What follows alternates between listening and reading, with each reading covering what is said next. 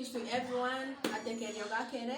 My name is Tino Catherine, and today I'm going to be telling you about one tourist site in my district, Mora district, and that's Moru Adula in Nyamongo. Moru Adula is a volcanic rock, and just recently its volcanic ability was ignited. The fuming of smoke and cracking of the mother rock made it the main focus of tourist attraction in Mora district.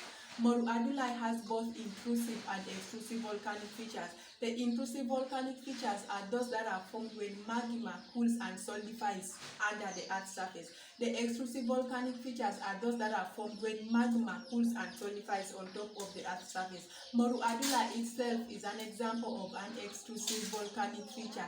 The mother rock itself is an extrusive volcanic feature and also a habitat of wild animals like monkeys, which are also a tourist attraction. The intrusive volcanic features were later exposed due to the industrial processes of weathering, erosion, and other human activities. The exposure of this batholith, laccolith, and lapolith. The batholith formed a low-domed feature which is now used by the locals for sun drying their harvest, their millet, their sorghum, their potatoes, and it is locally known as atida. The lapolith formed a saucer-shaped feature which was later filled up by water, and it is locally known as a bur. The locals use it for washing their clothes. You should visit that place and find out more. You should explore more about Moru Adula. I come from the Ipesi clan, and my clan is so unique in a way that it encourages empowerment of women. Women are allowed to take up leadership positions in various matters. My clan also emphasizes on the future of children. Children are given birthrights. From the time they are born, they are given attached to certain property. For example, cows or maybe a piece of land, so the child's future is secured. And then also my clan is associated with good luck. We are people who are associated with good luck. More things that we venture in always work out.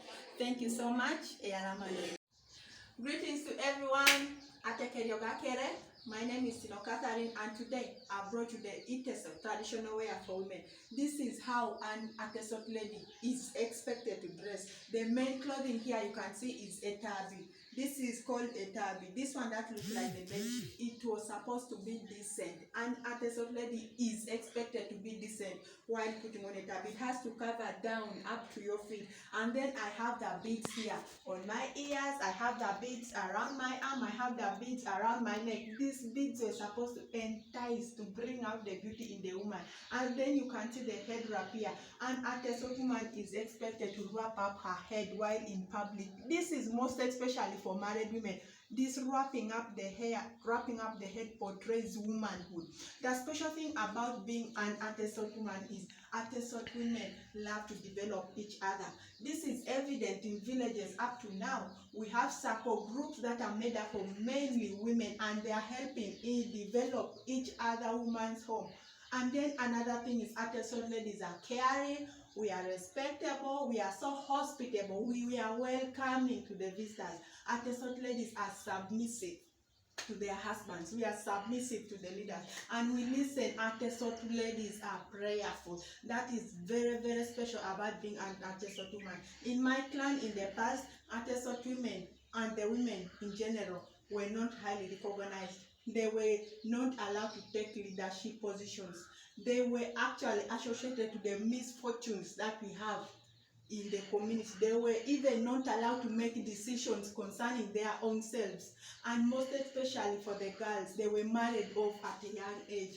They were looked at as a source of bride wealth to the family. So the more girls a man had, the more riches he had. That is how the women were treated. But today, it is going to change. Thank you.